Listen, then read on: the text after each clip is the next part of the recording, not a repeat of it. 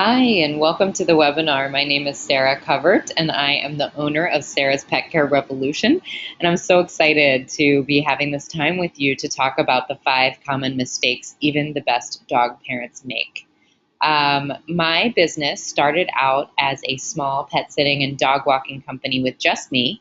And since then, we've grown to a team of 10.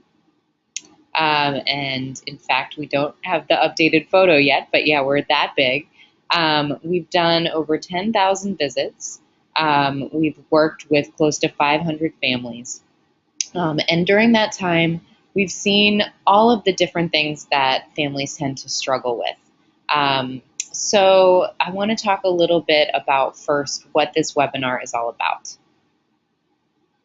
So first off, I've underlined common in the title, 5 common mistakes even the best dog parents make, because I want to mention the fact that, there's no judgment around this. If they weren't so common, then it might be an issue. But in fact, I've seen these over and over and over again. So as we're going through these 5 mistakes, just keep in mind that if you're, guilty of them, it's not a big deal. You don't have to actually feel guilty. So yeah, like I said, they're common. Now here's the thing, they're also just mistakes. So if you do find that you're somebody who's actually dealing with one of these issues or another, or even all of them, don't be hard on yourself. It's really just a mistake. And we all make mistakes, and now that we have more information, we can make different choices moving forward. So I just wanted to start out that way so that there's absolutely no judgment coming toward anybody making any of these mistakes, because they are just mistakes and they're super common. So with no further ado, I want to jump right into mistake number 1. And I have these set up to where it's going to be from the dog's perspective.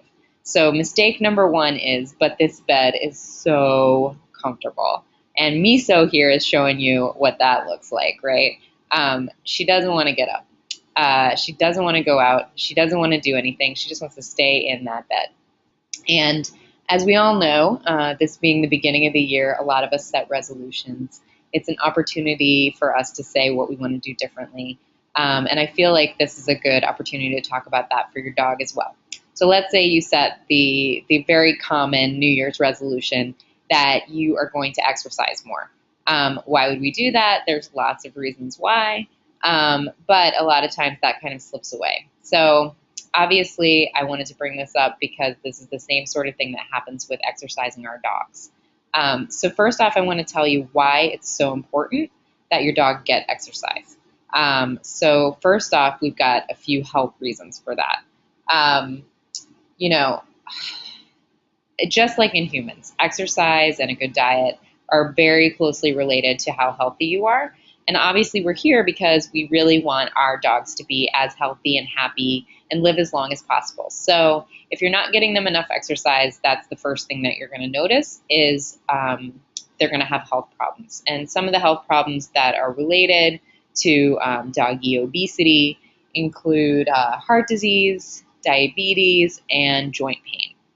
So you want to just make sure that they're getting enough exercise so that you're not having to deal with as much of that. Second, behavioral issues, right?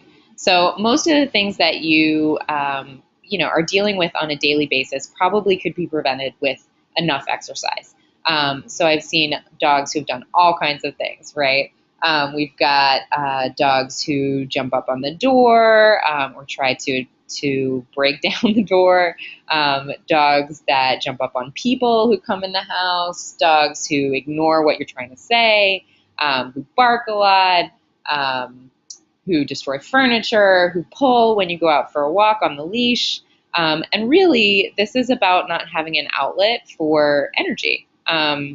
If we don't get our energy out, then we deal with the same kinds of issues of just being restless, uncomfortable, and maybe acting out.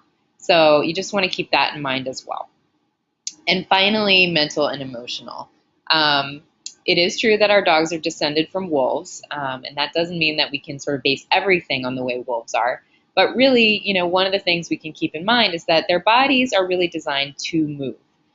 So if we're not giving them those opportunities, the chances that they're going to be happy are really, really limited. It's really our responsibility as pet owners to provide those opportunities. That's what we want. We want our dogs to be happy. So again, this is, a very common mistake of not providing quite enough exercise. And how much exercise is good for your dog depends on what size they are, depends on what their health is like, how old they are, what breed they are. And that information is available. We don't have time to get into it now, but definitely something to look into to sort of figure out what your dog needs on a daily basis. So next up, I want to talk about what you can do to make sure that you're actually getting them enough exercise. So as difficult as these things are, there's some very good news. And that is that exercise is awesome. And yeah, I know, we don't want to believe that. But here's the thing. I definitely have gotten in better shape because of working with dogs. They give us the opportunity to be fun and childlike and play and get exercise while we do it. So, our team has joked that when they start working for me, they lose a lot of weight. They start feeling better, and it's because they're moving more. So we have quite a few options when it comes to exercising our dogs, and I want to talk about a few of them. First off, dog parks. And here we go. We've got Paloma showing us how much fun the dog park can be. So in terms of dog parks, I just have a couple of tips for you. One, pay close attention to what your dog is doing at the dog park. So I've known some people to just release their dogs in the dog park and go sit in their car. I definitely would not recommend that. It's rude to the other people in the dog park. It's not good for your dog because they're not getting your attention. And in general, your responsibility is to be a partner to your dog when your dog is at the dog park. So you're not going to spend time on your phone, although it's okay to look at your phone every once in a while. But really, you're there to monitor what's going on. Second, make sure that the dog park that you're choosing is a safe space. So my team and I have noticed all kinds of things over the years. One of those things is if there's not double containment in the gate, you can have a problem, right? And double containment means that there's one gate that you open and you go in, you take your dog off the leash, and then you open the other gate and then they can run in.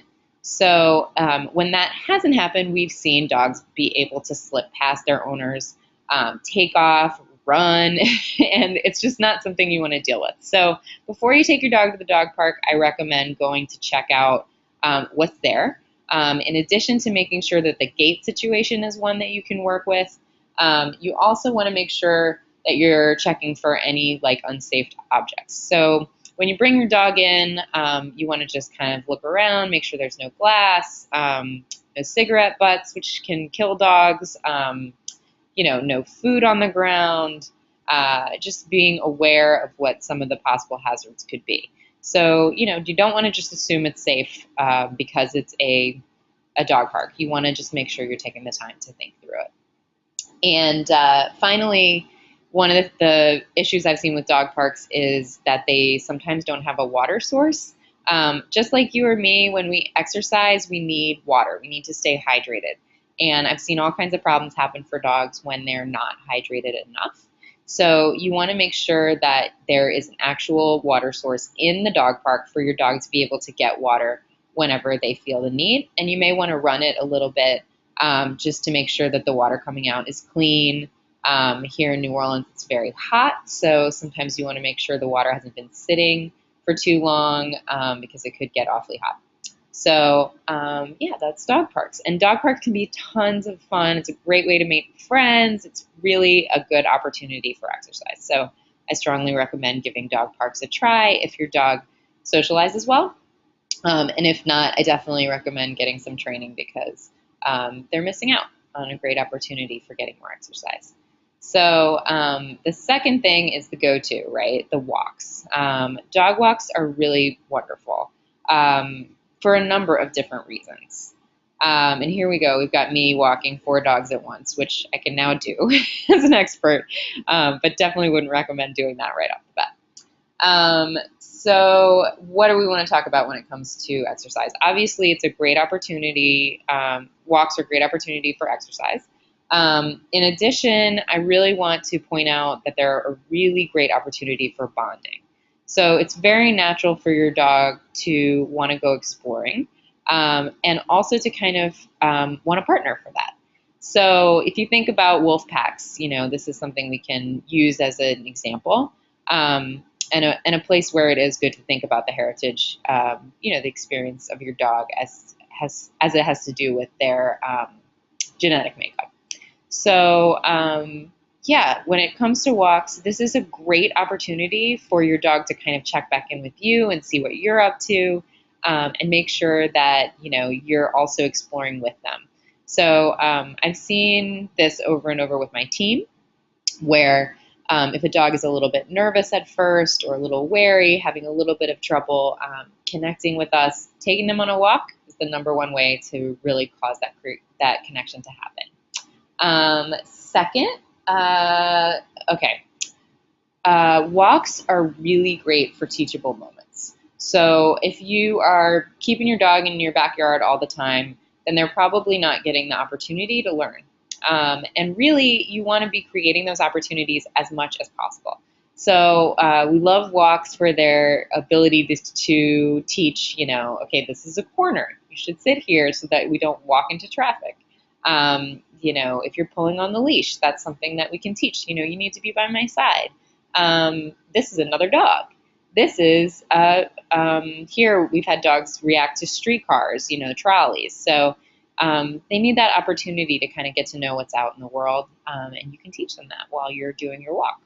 And finally, I definitely recommend mixing it up, because it can get kind of boring to be walking the same route over and over. It can eliminate the opportunity to teach. It can reduce the bonding aspect. So walks are fabulous. They're really great exercise, and I highly recommend them too.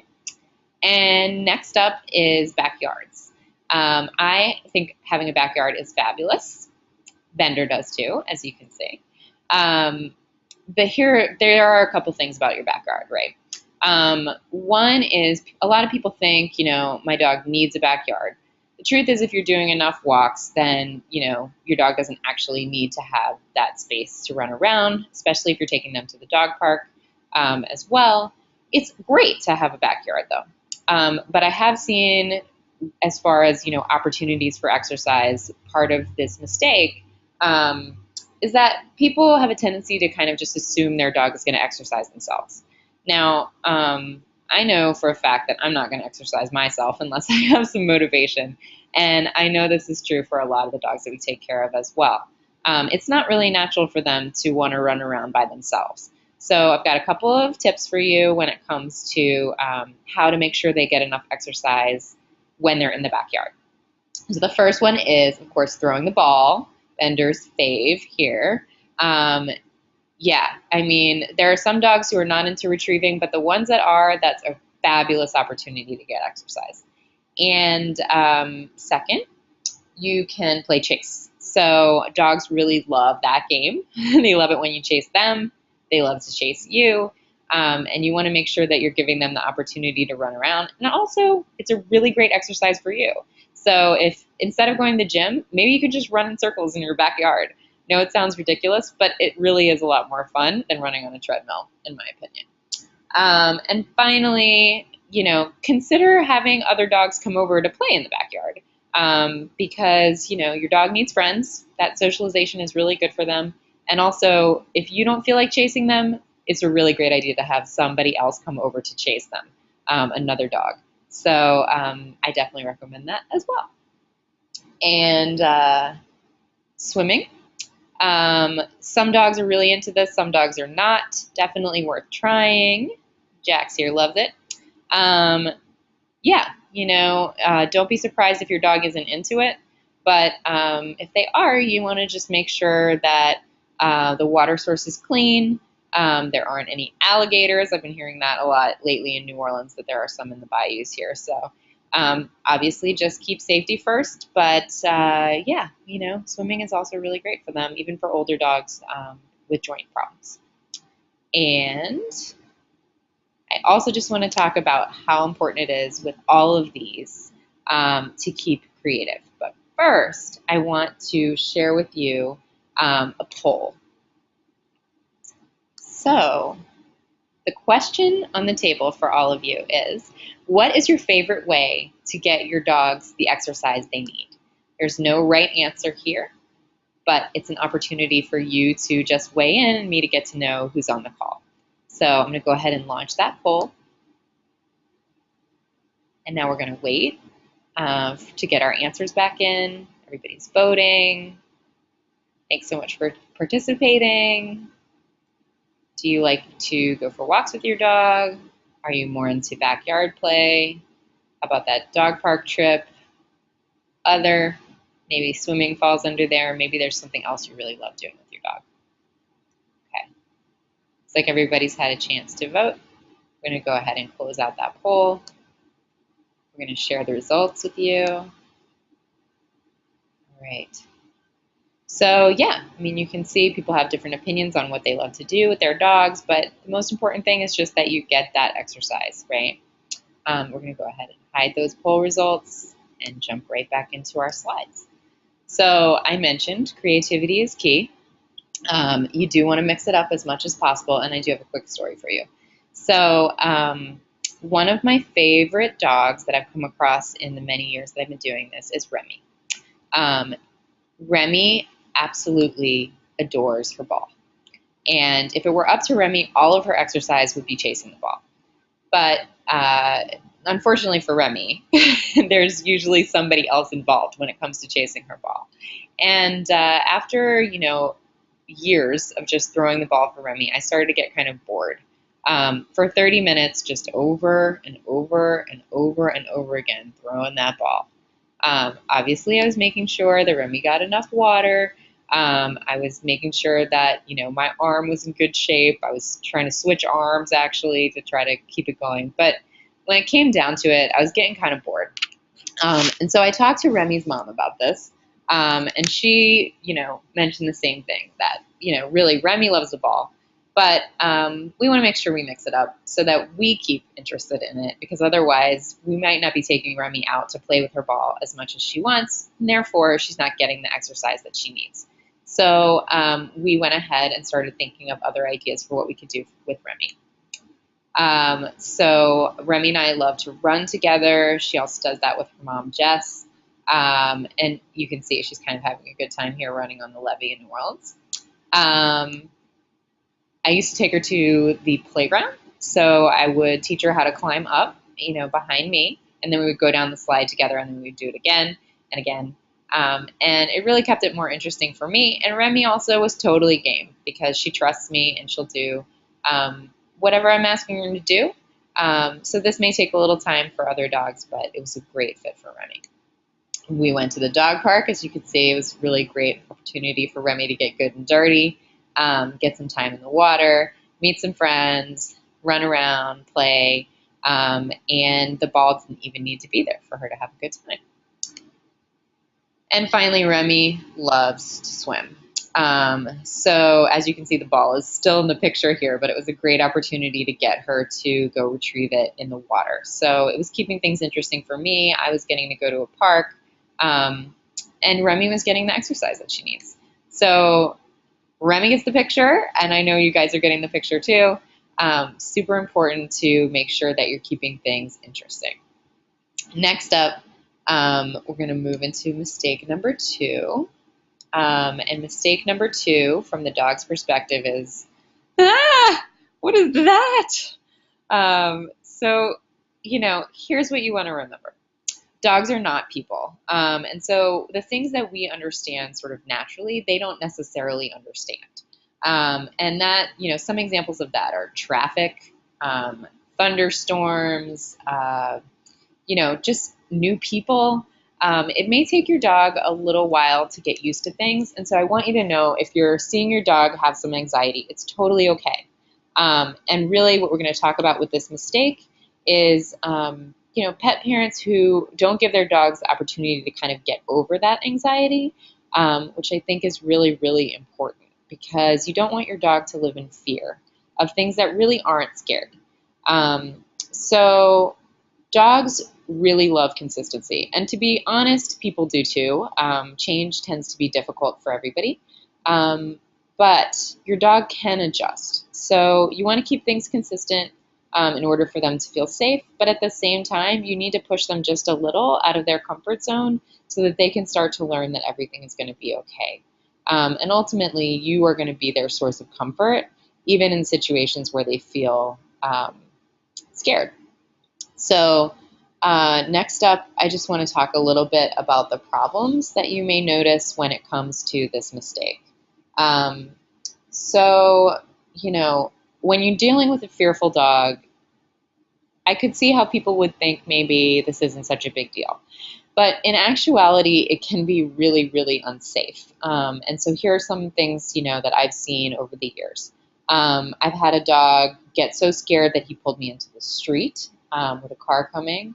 I've seen dogs avoid different objects that it kind of makes no sense that they're avoiding. Trash cans, plastic bags, blow up like decorations at Christmas and Halloween. Really, it's causing these dogs to be fearful when they don't really need to be. And yeah, we want to make sure that we're giving our dogs the happiest lives that they could have. So, I've seen dogs hide behind me, which can sometimes be a problem when it comes to trying to actually take a walk. And I've seen some dogs that just really kind of can't go anywhere because it's just too scary for them. So these are all things we want to prevent for our dogs. So here are some solutions, right? Start young, right? If you have a new puppy or if you're dealing with a dog who's younger, that's generally easier. Now that said, if your dog isn't young and they're dealing with doggy anxiety, no probs, right? You can actually just start right now. So don't wait. Don't feel like you have to wait for the perfect circumstance. Just get started. You want to take it slow. Slowly introduce the things that they're afraid of so that you can show them that everything is okay little by little, and then take them back into a situation where they feel really comfortable. So just a little bit at a time. You need to have some patience with this, but you're slowly going to introduce them to something that they're fearful of and show them that it's actually really okay. You want to reassure them. So a big piece of this is them looking to you. So if you're fearful or nervous, they're going to pick up on that. So you want to make sure that you get yourself in a position where you feel really safe and really assured that that trash can isn't actually scary and you're not getting worked up by their being worked up. So you want to take that on, right? You want to make sure you're practicing this regularly. So if you stop practicing, then they're going to get fearful again. So you want to set up a structure that's going to be consistent for them so that they start to understand, oh, today we're going out to learn again that trash cans are not scary. You want to just keep it up, even if it gets frustrating, just kind of track your progress, and you want to focus on positives, right? So you may see some situations where it seems like things aren't going as well. Just keep looking for evidence that it's working and keep focusing on that, and it's going to keep you going. And finally, if this has kind of gotten out of hand, you can definitely consult a trainer, talk to your vet, gather other information about dogs who happen to be afraid of flowers or whatever. So yeah, you have a lot of options when it comes to this, and you don't want to just accept your dog's anxiety as normal. You want to help them work through it, and you have the potential to do that. So this would be a huge mistake to just kind of let them be in fear. So I want to talk to you about another client who I definitely saw this with, Clancy. Clancy was pretty easily overstimulated when it came to other dogs. So whenever she would come into contact with another dog, she would come across as sort of aggressive, but we knew that really what was going on is just that she was fearful because it was a new situation. She had no idea how she was supposed to act or what she was supposed to do, and it was really causing some problems. So if we would take Clancy out on walks, there would be a whole lot of barking. She would try to run toward other dogs, and even ones that were not actually friendly to her. So we took a look at this and we worked with her mom, Fran, and the rest of her family, and came up with some solutions. So like I said, you want to introduce it slowly. So we started out doing some sort of through the fence dog introductions in her neighborhood. And over time, Clancy sort of started to adapt to this, kind of understand that things were okay. And we wanted her to be around other dogs who had a very calm energy. So this dog in particular, I remember being very, very calm and really good for Clancy as a result. A dog that was barking at her was just going to make things worse. And so we tried to make sure that we were bringing her around dogs who were just pretty calm and collected and not responding strongly to her being agitated. And so over time, we were able to get Clancy in our pre-K9 sessions. So that's sort of like a play group, but with a lot more learning. And here's some pictures of Clancy at playgroup playing with Rue. Right here, they did a whole lot of running that day. So she's actually friendly with all the dogs in the Rough and Tumbles playgroup. So even though Clancy is small, we've found that she does best with the larger dogs, with the dogs that have more energy, because she really wants to be moving, right? With our smaller dogs, she gets a little bit more worked up. So we try to keep her with the bigger ones. Here she is with Ivy. All that to say, Clancy really has come around. She's able to be calm when she's around other dogs, and it's not a world filled with fear for her anymore. So we're super excited about Clancy overcoming her issues with that. All right, moving on. Mistake number 3, which we call, I want my mama! So here's what's going on, right? It's actually super hard work to have a dog. Anybody who tells you otherwise really doesn't get it, or maybe isn't putting quite as much into it as their dog actually needs, or maybe has just like way more time than I have. But what I've seen is that, you know, it requires an awful lot to be a really great dog mom or dad. And I want to talk to you just a little bit more about what that means. If you're somebody who doesn't have a dog but is considering getting a dog, here's what I encourage, right? You want to consider your lifestyle. You want to consider the setting that you're bringing your dog into. You want to think about what your daily life is like and how a dog would fit into that, right? Do you work long hours? Do you get home late? What happens, you know, you want to start thinking about like the future, imagining that you already have the dog. So what would happen if you got sick? Who would take care of your dog then? What if you travel, right? So I want to next throw it to our next poll. And again, there's no right answer here. And so the next poll is, who watches your dog when you travel? Or if you don't have a dog yet, who would watch your dog when you travel? So we're going to launch that, wait for everybody to weigh in. Do you leave your dog with a family member, a friend, a professional pet sitter? Do you board them? What are you thinking? Get a couple more coming in. All right. Go ahead and close that poll now and share the results with you. So that's pretty interesting. People are kind of across the board with this. The truth is, like I said, there's no right answer. So I'm going to go ahead and hide this. So if you are, considering who you want to leave your dog with, you want to think about whether a friend or professional is the way to go. Is it important to you that they have experience? Is it important that they be somebody that your dog automatically likes? Is it important to you, that they are available to you? I obviously think it's great to hire a professional. I run a company of professional pet sitters, right? So I want to give you just a few tips of what you should definitely be considering when you decide who's going to take care of your dog. First off, you want to make sure whoever it is, whether it's a professional or a family member or a friend, you want to make sure they're reliable, right? Now, how do you find this out?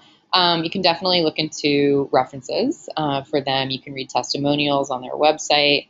You can look at reviews that people have written on Yelp. And really, you just want to make sure that there's somebody who you can kind of tell is reliable. I feel like you should trust your gut on this because most of us can kind of tell off the bat. Second, you want to make sure if you are hiring a professional that they're well trained. So my team has first aid and CPR training. They go through dog whispering training. They shadow us on 8 visits before they go out on their own, and they have regular support behind them. So in addition to being trained, they have me in case something goes wrong. So they have a backup plan. If something happens to them, there's also somebody who can step in. So you know that you have a team behind you, and I definitely recommend that. So even if you are going with a family or a family member or a friend, make sure there's a backup for your backup, right? You definitely want to make sure you have a plan B just in case. I mean, what if they get sick, right? I know it sounds like an awful lot of planning to do, but really it's a great idea. And you want to make sure you're doing what you need to do so that you don't have to worry when you're actually traveling. And finally, you want to make sure that this is somebody who is really available to you and somebody that you can talk to. There are things that come up that we don't necessarily expect to come up. So you want to make sure there's somebody who is willing to have that conversation with you. Let's say you want the mail put in a particular place in your house. You want to be able to ask them to do that. Let's say that your dog is one who has a tendency to eat too fast. You want to make sure you've got somebody who you can say, hey, be sure and watch Milo because he eats too fast. So you want to make sure that you've got those lines of communication open. And here are a few more things to think about when it comes to deciding where your dog would be the most comfortable.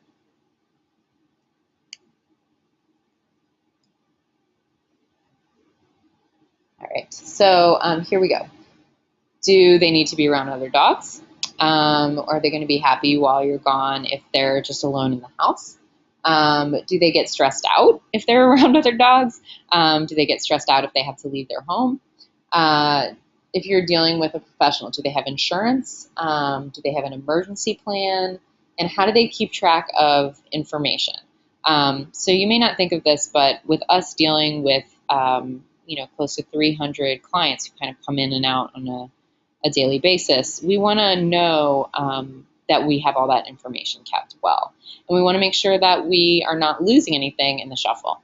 So you might ask, how do you keep track of information? If you're going to keep my key, how do you actually know it's my key? Do you put my address on the key? Because if it gets lost, then what might happen? So there are just a few things you want to keep in mind. So I'm going to tell you a little bit about Angus and Milo. Their mom, Becky, actually contacted us because she was going to be having knee surgery, and her husband was out of town, and she just wanted to make sure that there was somebody who's going to be available to walk them once the surgery happened. So we came in, we did our usual intake, got to know Angus and Milo, got to know Becky, got to know what their systems are like at home. And I think it's just a really great example of somebody who really thought ahead. She wanted us to know that there are certain things about Angus and Milo, that we need to keep in mind, including after their walk, that they get their feet washed off. And there's also in the house, if you feed the dogs, you need to flip over these cards. That's how they keep track of whether someone has fed the dog or not, because she and her husband found that Angus and Milo were trying to convince them to feed them more than once. So, so now we know to flip the cards over so that Angus and Milo have been fed, and there's an indication of that in the house. So yeah, I just loved working with Becky because I felt like she was the kind of dog mom who was prepared, who had really thought through all of these questions, and who was trusting us to become a part of her family. So we've had to step up a couple more times for Angus and Milo, and when you've got that backup person, you can really relax. And with that, we go into mistake number 4, which we call, yummy, I want that. All right. So here's what you want to keep in mind when it comes to food, which is mistake number 4. Not really thinking about what's in your dog's food.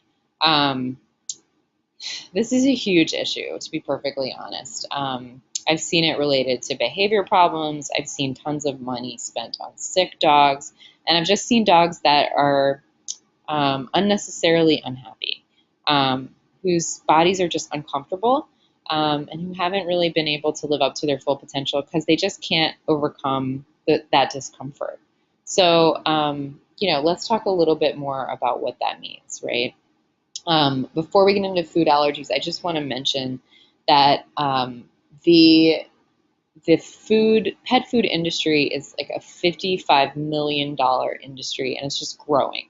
And one of the ways that the pet food companies are making so much money is by cutting costs. And you really want to keep in mind that your dog needs high quality food, just like you do.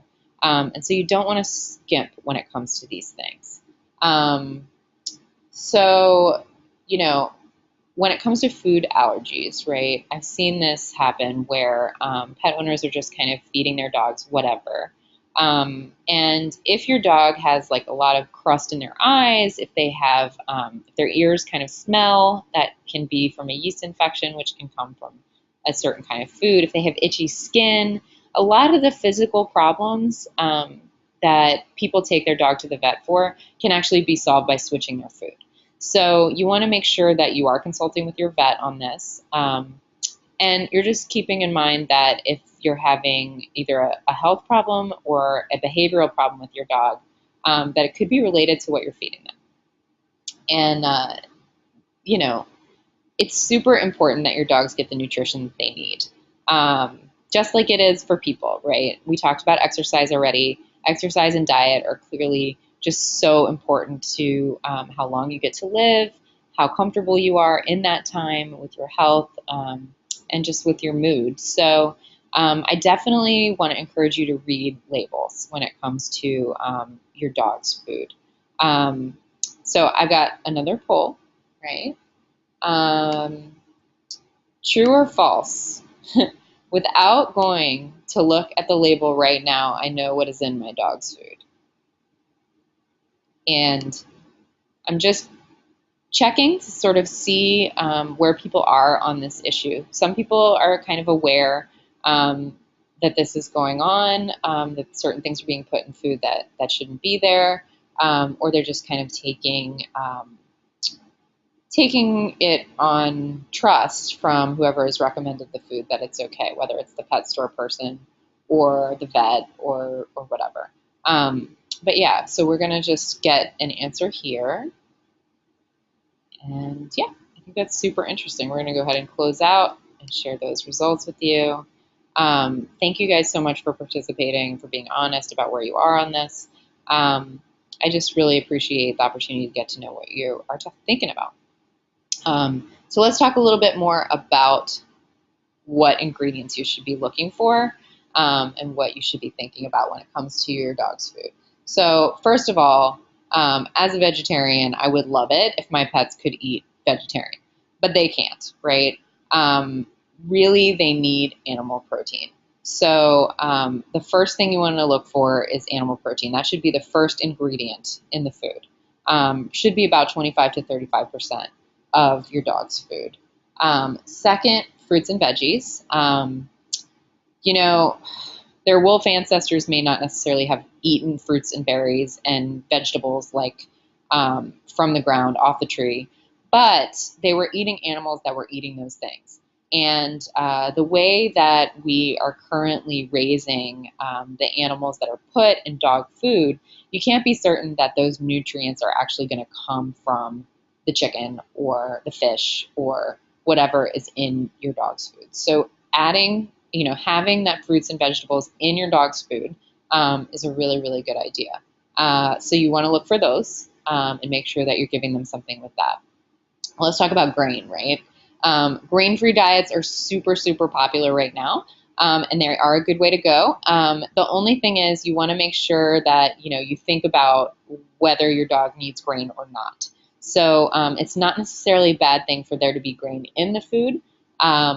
In fact, it can cause, a little bit of bulk, so it can make your dog feel more full, which can be a good thing.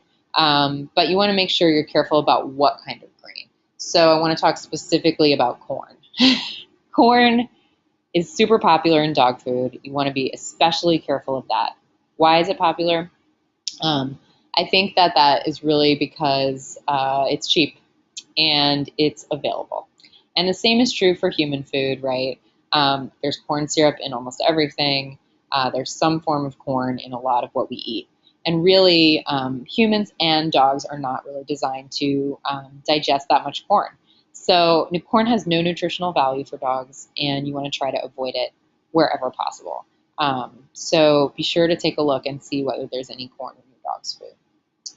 And finally, want to talk about byproducts before we get into changing diet. So byproducts, in general, if you can avoid them, I highly recommend it. Here's the thing. Some byproducts are actually good. Liver and other nutrient-rich organs are really, really good. That's actually probably the best way for your dog to get protein. But, byproduct can mean all kinds of things in this country, and it's not currently checked by the FDA. So you want to keep in mind that byproducts could be really some pretty gross stuff, right? Feet, feathers, even feces. And so if it says byproducts, please just try to find something else, because your dog is going to be happier and healthier, and that's what you're doing here, right? Okay, so I do want to mention, if you are going to be changing your dog's diet, you want to be sure that you do this slowly.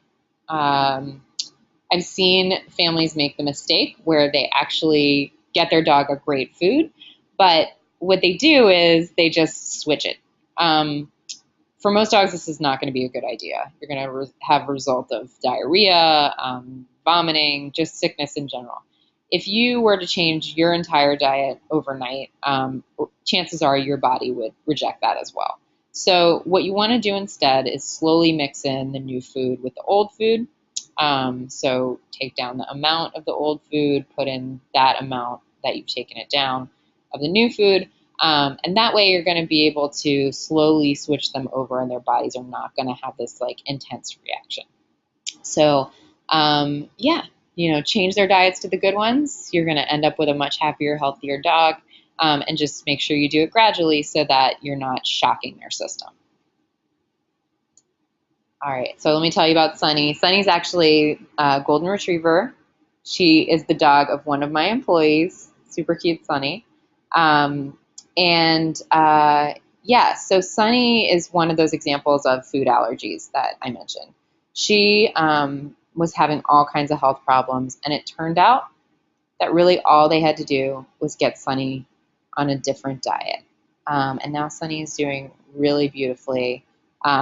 She is an old gal, and she's had a really full and wonderful life. So, and if Sunny hadn't gotten on the right food, she would have been far more uncomfortable, unhappy, and grumpy. Okay, so I'm saving my best tip for last, so don't go anywhere, right? You definitely want to hear what that last mistake is that dog parents make on a regular basis. And we're also going to have a Q&A where we can go through some of what we are dealing with. So, we definitely want to have that opportunity to interact with each other. So like I said, stick with me. And I say that because I'm going to talk a little bit about a brand new product that my team has put together. It's called Care, Confidence, and Consistency, the 3 C's to a Problem-Free Pup. And it is a 3-course, 6-week program that gives you everything you need to know to ensure your dog is happy and healthy, well-behaved, safe. Really, it is the end-all and be-all of information when it comes to setting up a great system for your dog. So the 3 courses right? The first one is care. And this lays out for you basically all of the details you should think through to make sure that your dog has everything that he or she needs. And it gives you the opportunity to create a plan that will make your dog be able to live up to his or her full potential. So that it's a video series, right? The courses come to you in video in your inbox, and you have the opportunity to watch them. You get 2 weeks to do that before we send you the next video. So you'll have that, and you'll also have handouts and worksheets that go with it. So it's really a full service way for you to think through all of these details, get it filled out, and have your plan moving forward. So the second course is confidence. So you take everything that you learned in care and you are able to get really, really confident about it, and show your dog how confident you are so that they feel safe and protected, and get what they need in terms of a leader. So it takes you a little bit farther than the whole dog whisperer idea of a leader of a pack. And two, what issues come up for you when it comes to having to be a leader. A lot of dog owners don't realize that, there's stuff that in us that blocks us sometimes from being able to be the best that we could be, which means our dogs can't be the best that they could be. And the third course is consistency. Care, confidence, and consistency. That's the name of the product, right? Consistency is so important when it comes to dogs. And I know I'm a normal human being, and a lot of times I just don't wanna. And so this video is all about getting yourself in the mind frame, really thinking about what it is you need in order to be able to keep things consistent for your dog. Is it changing the plan? Is it really, finding a different way to commit? And I've got a bunch of tips for you on how to actually keep things consistent. So, like I said, it's a video series and written materials. And in these, here's what you're going to get, right? You are going to become prepared for all the challenges that may arise in your dog's life, organized around every aspect of pet care and dog empowerment, motivated to implement and maintain the structures that make you and your dog happiest, informed about the most up-to-date research on your dog's needs and effective methods for that change, confident in every choice you make for your dog, supported to step into your potential as a leader, and just for the first 20 people who pre-order this product, there's also a bonus, right? In addition to the video series and written materials, you would get a 1-hour one-on-one dog happiness makeover session with me. So I don't even do these, to be perfectly honest. I am only offering this for the first 20 people who pre-order the product because it's going to take you to the next level, right? This is a value of $499, and it would be thrown in with everything else. And it takes the course just to the next level. It gives you the opportunity to talk with me directly, and be able to get an assessment of your particular current situation. Hear right away what my number one change is that I would recommend you start on right away, and get a comprehensive written plan for what you and your dog need to do in order to change things around your house. So this is a really incredible opportunity. In addition to getting all those benefits from the video series and written materials in the 6-week 3-course program, you would also get that one-on-one dog happiness makeover session, and this is all for $395. So I'm sure you're thinking, how do I order it, right? You want to go to this link, and I'm going to go ahead and type the link in the chat so that it'll be clickable for you, or you can copy it directly from here. Like I said, you want to be one of those first 20 people to pre-order. We've got lots of people on the call, so you want to make sure you do this as soon as possible. That way you're going to get the one-on-one session with me that, like I said, I do not offer regularly. So here's the link, and you can click right there and go directly there. So again, thank you so much for staying with me through this part. And we're going to jump right in to mistake number 5. And mistake number 5 is, I don't want to grow up. Really what this is about is us treating our dogs like babies. Now, why would we do that, right? It's really not crazy. I've had a lot of pet owners get in touch with me and say, I feel like, I'm insane when it comes to my pet. The truth is that the chemical that's released in the brain when a woman breastfeeds her child is the same chemical that's released in the brain when you are petting your pet, right? So it's actually not insane. It's completely biological. And you just want to keep that in mind as you deal with your dog on a regular basis. This is one of the reasons that we love having dogs, because it gives us the opportunity to release that oxytocin in our brains. And it feels good. It feels really, really good to have those connections. And the truth is, it's actually kind of nice that they never grow up. It's something that is nice for us. If you have a child, eventually they're going to move on. They're going to change. And it's nice to have that sort of perpetual baby around you. Now, that said, I do want you to keep in mind a couple things. This is a wild animal that lives in your house, basically. I mean, they have been domesticated over time, but truly, they still have a lot of those natural instincts that their ancestors had. So when it comes to treating your dog like a baby, keep in mind that they're not actually human. I think we all know this, but sometimes we need the reminder. And that they're not an actual human baby, right? They're an animal, and therefore their needs are different. So,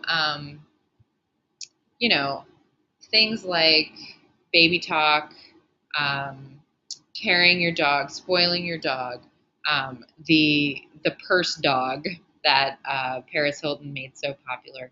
It's not 100% natural for what your dog needs, right? So that said, I'm not saying it's wrong. And I definitely do my share of baby talking as well. But I definitely think the first thing you want to do is consider whether this is causing a problem for your family. Is it causing a problem for you? I have a client whose dog can't be left alone. So that definitely has an impact on their family, on their choices for their day, and on what kind of caregiving that they're paying for on a regular basis. So you want to think about your own life and whether treating your dog like a baby has actually caused you some problems there. And second, you really want to think about your dog. What do you want for your dog? Do you want your dog to be a perpetual baby, or do you want them to have the opportunity to grow and learn and change and have a positive impact on other people, on other dogs, for themselves? And if that's the case, you definitely want to keep in mind that your dog can do things for himself. What things, you definitely will have to figure that out.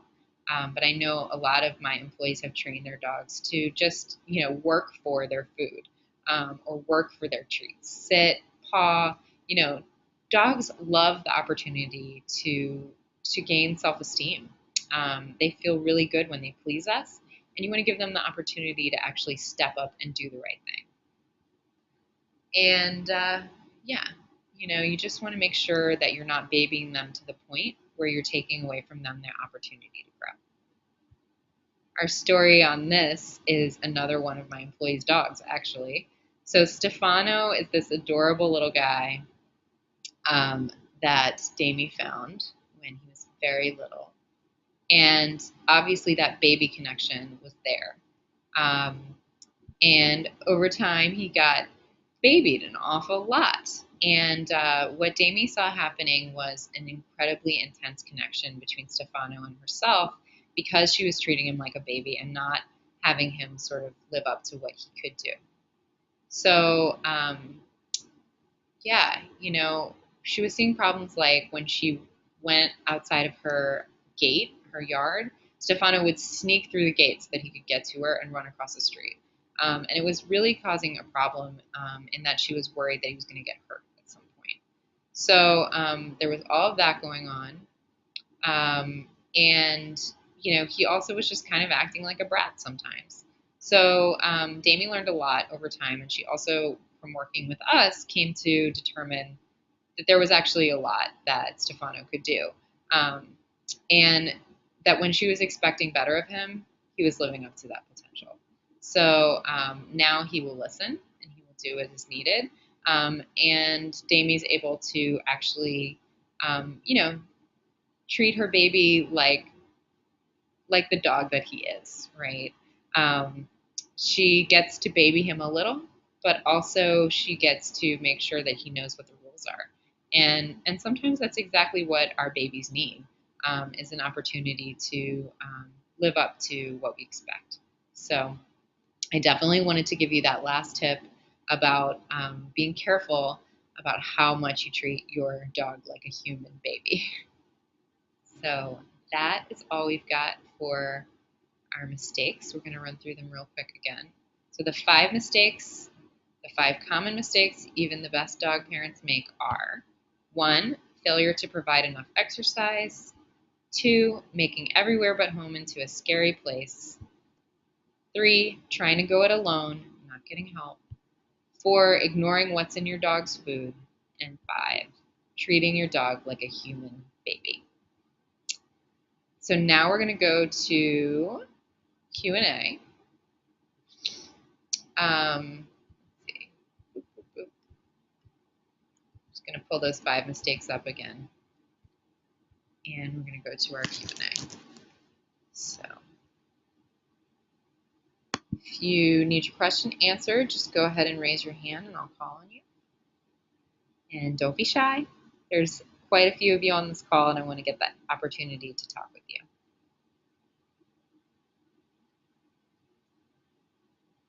All right. Doesn't look like we have any questions coming in. Let me check the question box. Nope. Let's see. Okay. Nothing in the chat. All right. Well, like I said, we've really only scratched the surface here. There's so much information when it comes to how to care for your dog and do the right thing. And so I definitely encourage you to seriously consider purchasing our new product, 3 C's to a problem-free pup. And you'll get the videos, the handouts, and if you order right now, and you're in the first 20 people, you will also get the one-on-one dog happiness makeover session directly with me. So thank you so much for being here tonight, and I look forward to talking with you on our dog happiness makeover session. Thank you. Have a good night.